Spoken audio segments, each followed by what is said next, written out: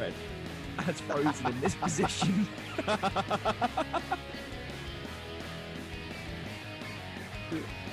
Right, here we go. Hello and welcome back to the Fry Up podcast. It's been a little while. The last one we did was with Mr. Simon Wilson, our special guest who joined us, the chap that's on Voice FM, Drive Time Show. We're now back as a four for another week of fun and frolics. Let's go for that. Frolic. Double F's, Chris. Yes, indeed. We've got a few stories for you this week, which we find reasonably entertaining. So we hope that you enjoy it. So I wonder where we should start. Should we start with? Go on. Let's start with Fred Blagden. Kick it off for us. First the best, as always, Chris. Absolutely. That's why I went for it, Fred. Right. So the lockdown's over. Hip hip hooray! Hip hip hooray! All of that. Ending the lockdown. Everyone's having a great time. Everyone's going back to the pubs, drinking, shopping, just generally enjoying their life again. But yesterday came the news. Everyone, you have to wear face masks in the shops. Not where the news didn't come yesterday, but it kicked in yesterday. And everyone was like, we have to wear masks now. Anyway, masks. A bit like Bane. Everyone's walking around like Bane out Batman. Now, I'm fine with the mask rule. It's absolutely fine. I can cover my face, go in, if I cough, it goes straight into the mask. I don't really know the ins and outs of it. I'm not a doctor. Yeah, that's true. All right, Trump. But yeah, so I've worn a mask before, and I didn't go out yesterday, but about a week ago I went on the train, and the mask was fine. I was a bit warm. Luckily, I brushed my teeth, so the stench was not too bad. It was a minty fresh tinge to my breath, which is good. Yeah. So masks. How do we all feel about wearing masks in the supermarkets and the shops? I've been wearing them since March, so Yeah, for me, it's just a continuation of what's become the new normal now. Your Chinese ones. Yeah, but I must say, these days, for people who are going out wearing masks for the first time, you'll be realising the new importance of making sure you brush your teeth. Yeah, it is. You know how everyone else can smell your own breath, and you go, I don't think it's that bad. You will realise. You will be found out and exposed. If you don't brush your teeth, brush them, people. I was genuinely thankful when I realised I brushed my teeth on the train. It was unimaginably like I just the thought of me not brushing my teeth. It could have been disaster, especially if I had garlic bread the night before. You know what I'm saying? I mean, Yeah. garlic is bad at the worst of times when it's going directly up your nostrils. It's really bad. Anyway, garlic bread, delicious. Yeah, very suitable face covering. There we go. I saw someone trending on Twitter because she went out into a shop not wearing a mask, and she was like, people were staring at me like I had the plague. I was like, well, no shit, you'd probably be the only one that's not wearing a mask. You could actually have the plague. I just don't get the people that they're like, I refuse to wear one. I refuse to wear one. And you're like, is it really going to make that much of a difference to you if you wear one? You know, it's really not. It's not a hard thing to do. That's the thing. It's not just about protecting yourself. It's about protecting other people. Well, this is what it's all You about. could be a carrier. Like I'm because I'm in my 20s. I'm not really worried about personally me getting as a person me getting coronavirus. But I would wear masks. I don't want other people to get it.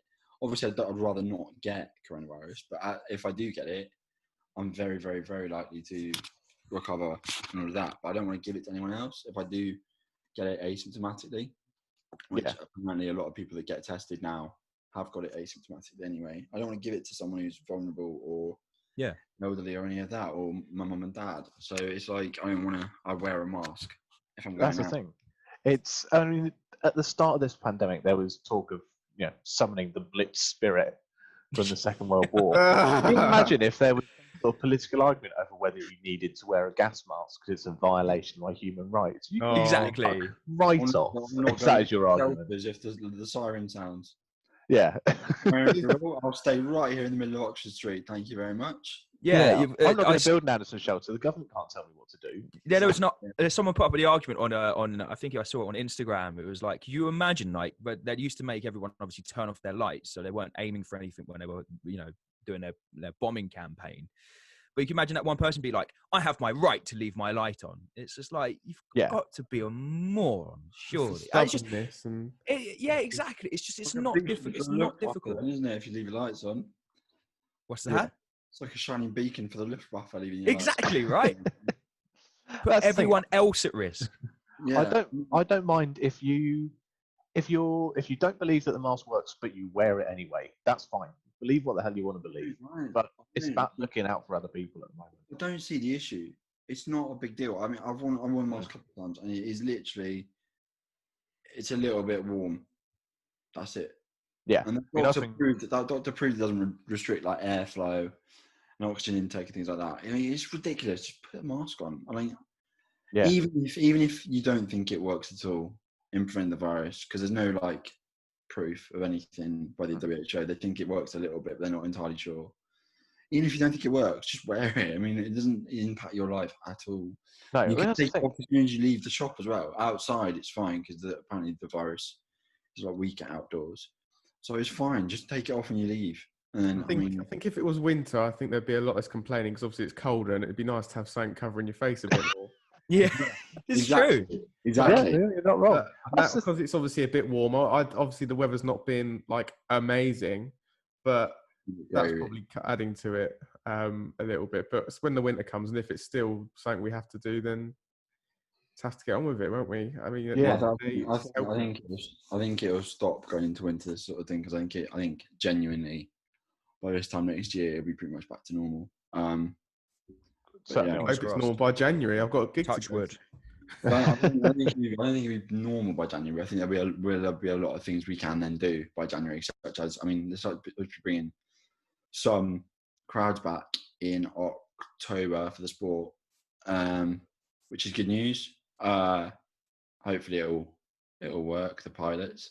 I think what else is good though as well is that obviously a lot of places are now opening. There's a cafe just at the top of the road that was actually just being sorted out just before lockdown. They were still doing work on it during lockdown, and obviously whether it was actually going to open or not was a bit of a hit and miss. But they have actually opened. They're actually doing really well, so it's good to see happening. Yeah, it's open now.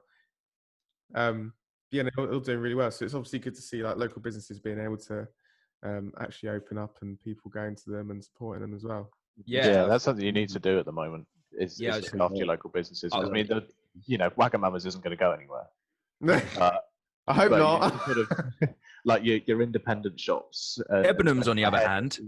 Yeah, Debenhams. Yeah, they're up the creek without a paddle. But I mean, there's a lot of local businesses that are struggling more now than they would have done like 10 years ago. Coming out of the financial crisis. And so, if you're walking down a street and you see Costa and Starbucks on one side and an independent tea room on the other, go try them out. Yeah. They're probably pretty good. The coffee's probably better in the tea room as well. Yeah, I'd agree. Quite possibly. I think we can finish this right by saying, if you are going to wear a mask, right, and you are going to take one out, good on you, first of all. But second of all, please wear it properly. I was in a supermarket the other day, and someone was wearing it sort of nose not covered, and it was down below their chin. I was like, what is the point? Honestly. And because you kind of sat there being like, I mean, because who enforces this? Do I say something, or does someone from the supermarket say something? You can't get the police involved because it's not really. No. It shouldn't be classed as a major incident. They've got probably more important things to be dealing with. But it kind of that raises an interesting point. Thank you, coronavirus. Yeah. The only other one thing I would add is if you're able to get hold of a reusable mask, whether that's just one that you make at home out of an old T-shirt or anything like that, please look at getting one of those rather than 15, 20 disposable ones. Because I mean, we've seen the push towards getting rid of single-use plastics. Those disposable masks are single-use plastics, and it's predicted we could have about 200,000 tons of plastic just dumped in our oceans from the UK alone, from the University College in London. They're hugely worried about the environmental impact. So if you can find a reusable mask, then grab that one. Wear your mask. The fry up. A show that cares. Exactly. We care about the environment and we care about you. We do indeed. There's the advert. There's the advert. Put it on the poster. Cover all sorts, from sexual reading of star signs to I'm going to do lockdown in a couple of weeks. Another PSA from me, public service announcement. Stay safe, kids. Stay safe. Right. Let's move on to our next story, and let's go to Mac Lose. Okay, so it was big for news this week. Let's be honest. A lot of things. Was it? Huge, Chris. And of course, the one big thing that was doing very well across the social media was, of course, the 10-year anniversary of a band called One Direction. Guys, I know you'll love them. Anyone got any first memories of One Direction? I remember hating them from the minute I saw them. Yeah, and I remember thinking, I don't think this is for me. Got to be honest. But we have they're better individually than they are. I never really liked it, and I was never really a directioner. I'm with David on that point. I think individually, I quite a few of them I'm not so keen on. I think the one that I've surprised me the most, I quite like Harry Styles' sort of stuff. Mainly I actually like him. I like him as a person now as well. I just don't think he's very that mainstream. That's why. No, he reminds me of. Eleanor was saying this the other day. David Bowie. Yeah. Do you know what? It's the way he has that. It's a lot about what he wears. That sort of Bowie influence. I mean, the way he carries himself. I mean, to be fair, he can only dream of being Bowie because no one can ever. But it's true. But look as well. He's got a bit of androgynous thing going on with the way he dresses. Yeah, true. Got the vinyl. I have to say, I got Fine Line the vinyl. It's good. I like it. I like it a lot. Is it working now? Because you got it once. It didn't work for a really long time. Yeah, it's been resolved now. We know what the issue is, but really good. So obviously, One Direction had the 10-year anniversary. The fan group is ridiculous, like with any of these sorts of artists. For a question for you, nothing One Direction related, but is there anything that you have ever proper fangirled? Is there anything that you're still doing now? Anything that you did do when you were younger, or what's anything you can think of? You're talking like a childhood obsession, not necessarily something from exactly 10 years ago, right? Oh, no, not exactly 10 years ago. If it is 10 years ago, happy days. But just anything that, you've been proper fangirling. I'm happy to kickstart. Go on, David George. I mean, it's very clearly Robot Wars. Which is the TV series as a kid. Was incredible back in the day. Craig Charles would stand up on a balcony, screaming his head off, while a bunch of engineers just put together machines of death and pit them against one another. It was wonderful. These robots could have quite easily killed a man, but they just went to town on each other. It was You're a robot, David. For me, it was Chaos 2. Because Flipper was a real spectacle, but Razor was from Bournemouth. Of course. So I was also a fan of that. David, did you have because you could buy the arena, a little arena you could have when you were a kid? Yes, you could, Chris. Yes, and I had one. Oh, me too. With all the little robots, and then they had the bigger ones. Yes, they did. Yeah, you could get, which I also had. And then I also went to one of the live qualifying shows. Of course you did. I still have I don't know if it's actually here, or it might be back home in Bournemouth. No, it's back home in Bournemouth. The program from the day. Lovely. Literally like a match day program. You get the football match, but instead it was just robots. It's like who's going to beat the shit out of one another. Did you prefer that or Bamzuki? Oh, Bamzuki was just a cheap knockoff. That was. Bamzuki wasn't real. It was kids shouting at a blank table as two. It was, yeah. Robot Wars was proper, as David said, it was glorious. I went to a birthday party of this thing, and they had one of the robots from Robot Wars was there. Oh, it wasn't one of the big ones. It was one of the little ones. I can't remember which one it was. David would have lost his shit if he was there. Would. I'd have been able to tell you everything about each robot as well, as a kid. So how One Direction is can be like, oh well, Harry Styles lives in this place, and his favourite breakfast is beans on toast. I could tell you as a kid exactly which robot was powered by what, whether it was hydraulic, what they had for breakfast, where they lived. From, how long it took to manufacture it. And I left this scarf and these binoculars in his back garden last night while I was looking at him through his I don't think many people are perving on or spying on Razor, to be honest with you. You never know. Their time. No, people spying on Hypnodisc. Really? Tried to find out how to get a weapon as powerful. Oh, Jesus Christ. Well, there you go. I love Razor. Razor was probably my favourite of the robots back in the day. I'm trying to think of what. So the sort. To be fair, I kind of sort of properly fanned out on the old Top Gear and also the new Grand Tour. It's always been a favourite program of mine. True story. I wrote 2 letters. One of them was basically asking, could I go to a filming because you had to be 18, which they said no because we say quite a lot of rude stuff and you probably wouldn't be allowed. That was when they were in their old studio. And I also wrote to Richard Hammond after he had his crash. Oh, did you? Yeah. Yeah, I wrote a get well soon letter. I remember doing that. Did you get anything back? Did you? No. Basically he mentioned it on the program when he came back and was like, everyone that wrote in, and I just want to say thank you so much. Oh, okay. So that was when so many letters come through. Yeah, and also he probably couldn't write back at the time because his brain was mush. Really, That's true. I thought you were going to say Eurovision, Chris. Yeah, well, that as well. So this is it. I have a number of things that I think I've got some form of like autism because I fan over certain things at certain points. Do you know what I mean? Because I know what you mean. So like Top Gear and Grand Tour has always been something that I will fan over, and I constantly look at when like the new series is coming out. So I'm waiting for that. Then Eurovision I'm obsessed with because I don't know why. I just like the idea of it. And then at the moment, I like Dave Grohl is a big fan obsession of mine music wise. And then because I'm a football fan, I'm properly fangirling over Kieran Tierney at the moment. I'm actually obsessed with him. We'll see if we can get him on, Chris. We'll try and pull some strings. Mate, if I meet him, I'm determined we're going to be friends. I can try and work something for you, Chris. Find his agent, Matt Clues. I know you find this sort of shit. So find it for me. I could have a go. Honestly, I went to the ground once and he drove past in a car and he was driving because he was injured at the time. So I think he was just going to go watch the game.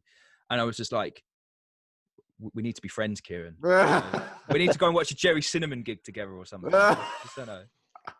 He seems like quite a cool guy. So yeah, so it's kind of weird. It depends on the time, but yeah, I fan over quite a lot of things. So I can't really take the piss out of One Direction fans because I'm kind of the same when it comes to certain things. We're all the same, Chris. We're all the same. Blagden, what have you fangirled over? What are you fangirling over? Music-wise, back in the day, I was very much into the Backstreet Boys. We know this very well. I mean, particularly Nick. Backstreet Boys. I don't know why. Just like them. And they're just great. Just got so many hits. They don't stop. Don't stop. They never stop. I mean, they do the little dance breaks. It's just, it's one of life's true pleasures watching the Backstreet Boys do a dance break. In the middle of I Want It That Way or something, the music will like stop and then it'll go again. They're doing the little, stuff that. So watching the Backstreet Boys dance is your like fangirl guilty pleasure. Yeah. Pleasure. There's other I wouldn't create a guilty pleasure. It's a pleasure for anyone. It's a pleasure for everyone, and anyone except NSYNC. Love watching the Backstreet Boys dance. Except NSYNC. I never really got into NSYNC. I've got one song by NSYNC that I really like, which is Bye Bye Bye. Yeah, because obviously. What other one are you thinking of? Well, exactly. Exactly, that's their big hit. Whereas the Backstreet Boys have at least 3 or 4 songs that were massive hits. I Want It That Way, big one for them. That's my favourite. Right, Backstreet's Back. Backstreet's Back. Backstreet's Back. All right. That's the bit they do. That's the bit they do dance break to at the start. It does that and then it sort of slows up and they do, and then everybody in the air. Everybody. And they do that dance break to that anyway. Yeah, Backstreet Boys, and then probably at the moment the thing I fangirl over most is Sam Underhill. Really? Bath in England, superstar. I mean, the thing I like about Sam Underhill is the sheer brutality of his on-field performance. I just like watching him mutilate Welshmen, really. Welshmen and All Blacks getting mutilated by Sam Underhill. That's one of my favourite things to watch on YouTube, is him just absolutely ripping down. I mean, the 6'2", 18-stone Sam Underhill absolutely destroying the 5'9", 12-stone Damien McKenzie in what could only be described as an act of sheer cowardice by Sam Underhill, frankly. pick on someone your own size was never so pertinent as when he drove Damien McKenzie's head into the ground with such force. I don't think Damien McKenzie ever truly recovered. I mean, that and Sam Burgess I used to love when he played Union for a little bit. Yeah, we remember I was at this. the rec once and he scored, and I've never heard a bigger cheer in my entire life. He came into the restaurant I was working at the time, and I was running the food. It was probably one of life's greatest pleasures to take his lamb cutlet to him. He was quite disappointed by the size of the dish. You say he's a big dude. And his girlfriend was there, now wife. Anyway, yeah, he left a tip as well. He's a gentleman, really. And I was crushed the day he went back to Sydney. It was one of the worst days of my entire life. Yeah, part with One Direction splitting up for any 1D fan. Yeah. So brutal rugby players called Sam and the Backstreet Boys. Nice. Clues, your obsession. Okay, so obviously my first musical obsession was obviously like S Club 7. I mean, who wasn't? Whose wasn't? Like, come on, let's be honest. So that's mine. Yeah. No, it wasn't mine. It wasn't mine. Mine was Busted. Sport-wise, Busted. Busted. It was like the first album I ever bought. That album with Year 3000 on it. That was the first album as well. Crash the Wedding. What else was on it? Oh wait, was the other one. But anyway, what amazing. Sport-wise, Idaho Johnson. Chelsea player. Absolute baller.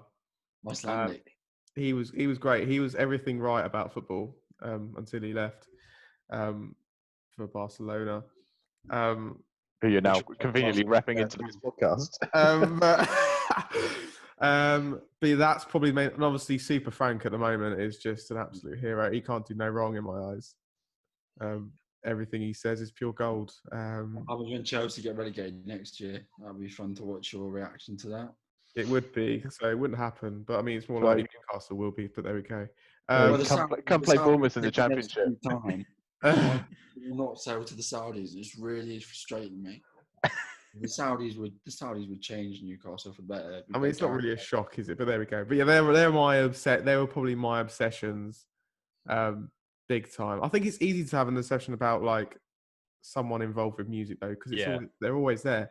I.e., Perry from Little Mix. Yeah, obviously. I think sport is an easy one as well. For a lot of boys, I suppose, sport is and girls now. I mean, but I think. Probably back in the day, it was more of a seen as a sort of male thing. I think it's quite easy to like get obsessed with because you watch them every week, and it's like, yeah, that's that. I mean, if they do, sports stars can go from being no one to a hero in a matter of games. Yeah, I don't remember family events, but I remember clear dates of football matches. Yeah, exactly. I watched the Alex Brooker documentary, which I highly advise you watch, about disability, by the way. Something that I want to plug because it was great. Honestly, he's a really lovely bloke. But he's a massive Arsenal fan, and he was talking about sort of disabled football fans, and because Arsenal do quite well with that sort of thing. One of the only things I suppose they do quite well. And he was saying, he was like, I don't remember like my kids' birthdays, but I remember specific dates of a game that happened and what the result was and who scored.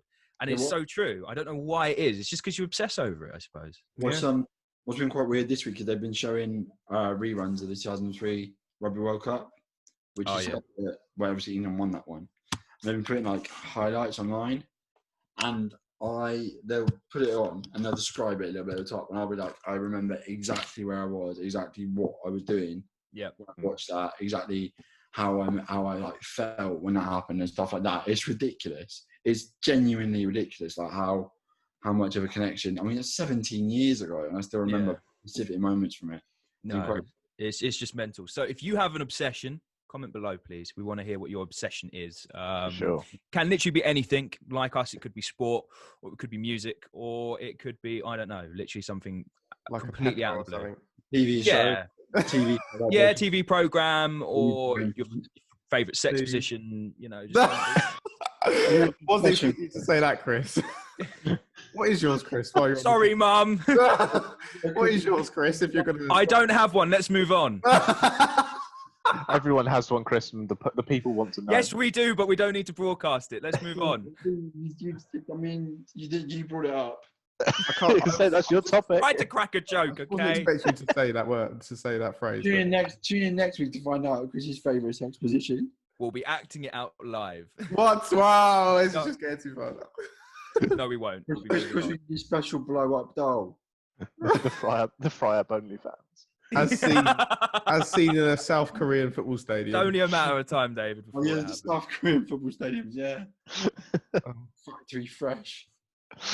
Let's move on to David George Yes. very quickly. We're going to take it.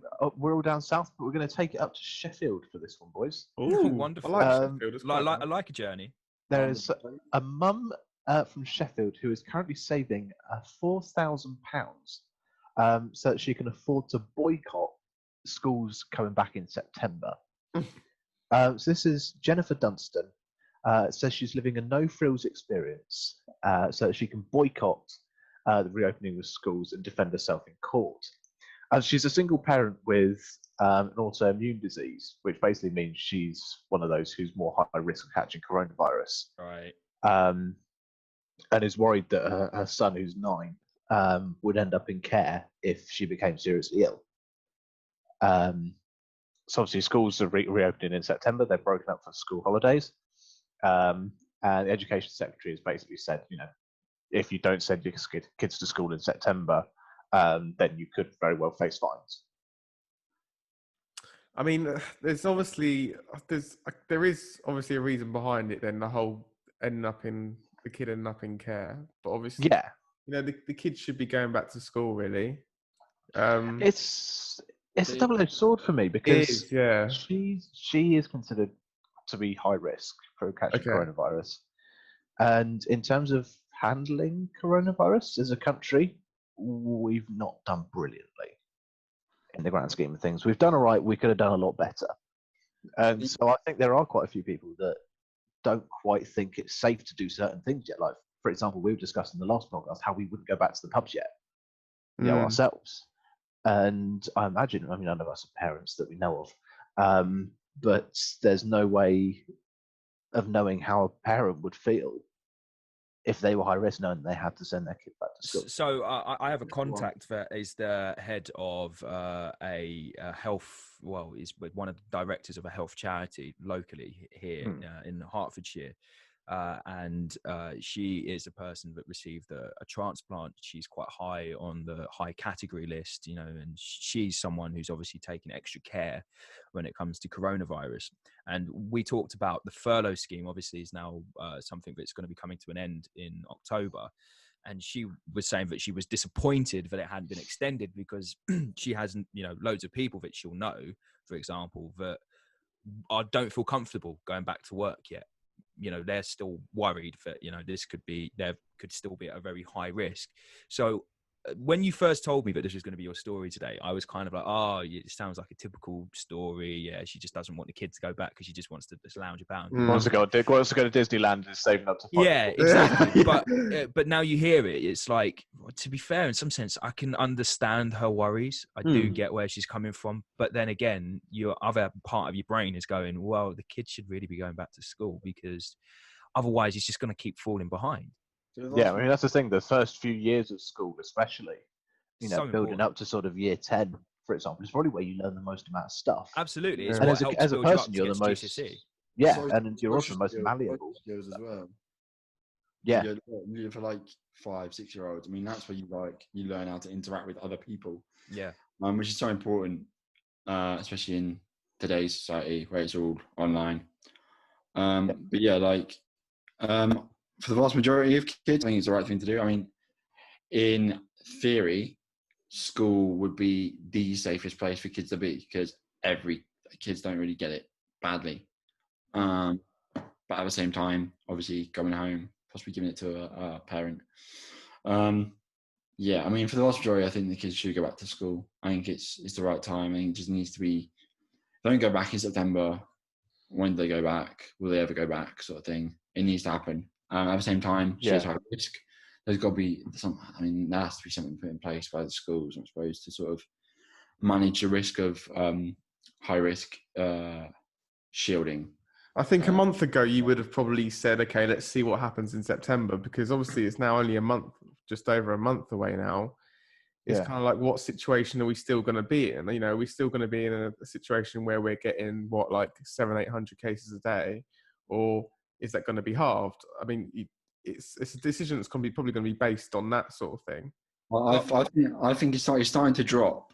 Like the number of deaths and infections is crashing now, like properly crashing. Yeah, with the hospital in Portsmouth, we haven't actually had a death registered for a month now. But that then being said, we are still seeing these localized lockdowns in places that are struggling. Blackburn, for example, Leicester we had recently, and now local to me, Luton.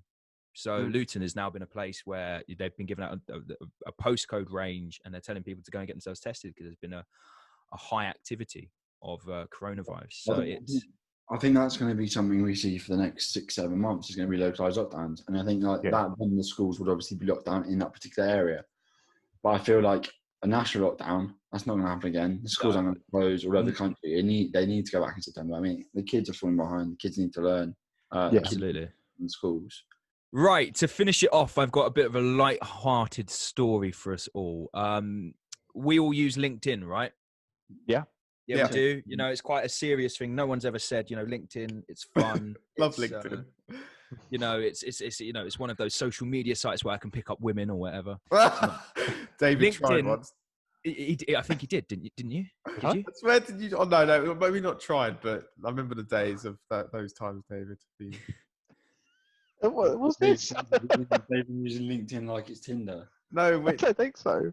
When you had all your dating apps on your phone, that's all. You had a folder for dating apps. Let's just say he's very, you know, sort of happily in love now. He doesn't happily in love, engaged. He's done it. He's absolutely a winner.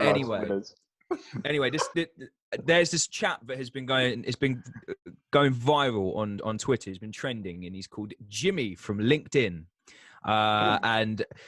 This is hilarious. So when you connect with someone on LinkedIn, you get a message back straight away being like, oh, congratulations on connecting with so-and-so and blah, blah, blah, blah. And that's usually it. That's all you hear. Anyway, this lady called Candice connected with this Jimmy chap, and it basically came back and said, congratulations, you have connected with Jimmy.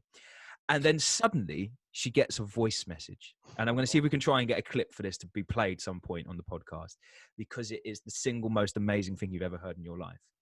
This chap sends a voice message, and he's not sort of chatting her up or anything, but he's tried to do one of those sort of, hey, how are you sort of people, you know, trying to connect. You doing? So this is the script. I'll read it in sort of the best way possible. It's like, hello, Candice. How are you doing? And good morning. This is me, Jimmy from LinkedIn. And then he's basically like, the whole point of us connecting is we're going to learn from one another. So that's it for me, Jimmy from LinkedIn. And it's a hero. Exactly. And Candice tweeted basically being like, was this really necessary, Jimmy?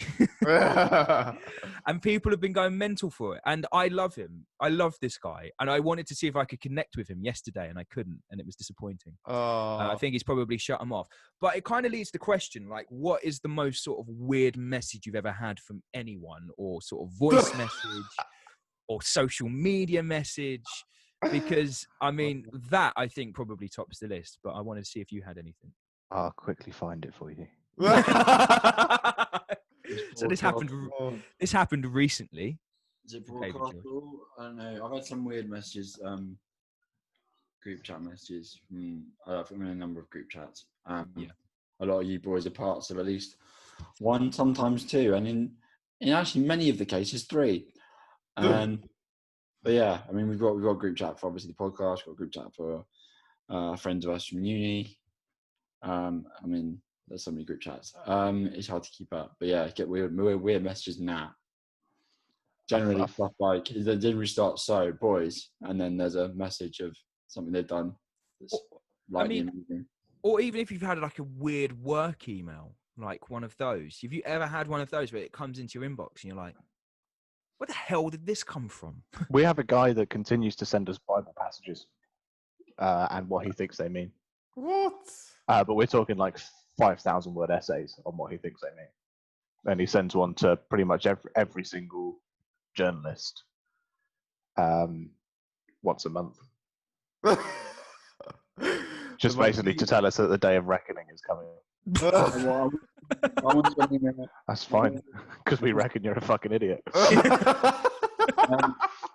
One of my old jobs, I got an email of a woman, just a Twitter post of someone staying with his mum, and they'd gone up to watch Arsenal, and the caption was "just taking my mum up the arse" from one of my colleagues, and then I got a very follow-up email saying, "Sorry, mate, that wasn't for you." I was like, "Okay, this is quite interesting." I had Chris, you might remember this. It was in around second year, and I basically had a stalker. And one night I went out to a place called Revs, which we've all been to in Southampton in Bedford Place. And I was out with another friend of mine, and she was like telling me all night this woman was looking at me. And this woman was just literally obsessed. She was, honestly, I don't want to brag, but she kept coming over. She kept trying to talk to me. And no, I don't want to be disrespectful, but at the time she probably was easily nearly double my age. And she kept telling me who I looked like. And then she kept messaging me. I obviously wasn't friends with her on Facebook, but she kept messaging me. And I obviously, they wouldn't come up originally, but she was just messaging me, asking like basically for a date. And I didn't know who this woman was. Jailbait. Huh? Jailbait, you are. Yeah, obviously. Get yourself a cougar. I was really creeped out, and she was just everywhere. I would see her everywhere around Bedford Place. It was not fun, but she would always message me. I blocked her at the end, obviously. Yeah, obviously. But yeah, that was very odd how she just found me on Facebook. Obviously, it's quite easy nowadays, but usually it's a good thing to have a woman obsessed with you, though. That's usually a good thing. It was more the messaging, though. That was just very odd. When it's creepy stalker stuff, then yeah, maybe not. I mean, I work for a radio station. Obviously, you get text messages a lot because it's encouraged, and phone calls. And I had a phone call from someone, and because I wasn't the presenter that evening, but I was talking on air, and we were talking about bits and bobs that we did, and you know, I can't remember what I was saying. Some things that I had done or whatever, like played the piano or whatever, something like that. And I got a phone call from someone being like, "You just sound so lovely. I wish you were my grandson." Should I be creeped out by that, or should I really like that compliment? I think it's a bit of both, that isn't it? Yeah, I was freaked out, but yet it's really quite sweet, but sweet at the same time. Also, it's probably from someone quite old. They probably meant well by it. Yeah, I think they did. But it did freak me out a little bit. I mean, I hope they don't actually have a grandson. Yeah, otherwise they're going to be disappointed. Yeah, maybe they have got a grandson who's in prison or something. Oh yeah, maybe. Would you like to hear my weird message? Yes, please. You found this. This was in May 2017. So bear in mind, I hadn't actually become a journalist at this point. You'll have to excuse the language as well. Still at Solent. Still at uni.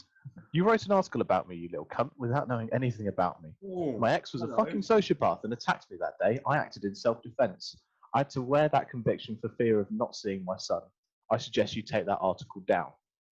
And who would it send this message but my old physics teacher from secondary school? So, shout out Mr. Milner. First name James. He got convicted. It's fine. We're covered. Yeah. Well, he suddenly disappeared from school. I wasn't really told why. And then someone found an article in the Echo saying he'd been charged and pinned. Did he know that who you were? Like, did he know that he was like your teacher? No, I don't think it clocked for him. Oh, okay. Well, I just instantly, because immediately it didn't click with me straight away. Yeah. I just replied, I think you've got the wrong person. Then I went back a few days later. I was like, oh, shit. What a fucking physics teacher. Like, are you serious? And sorry, so you hadn't written the article? They just found the contact for you? He just come to me directly. I hadn't written anything because he was in Bournemouth. Oh my! I'd done God. work experience at the Daily Echo, but I'd done a story on a bloke that walked So this was 500 miles for charity. This wasn't a Portsmouth story. This wasn't a Portsmouth. No, this was story. back in Bournemouth. Right.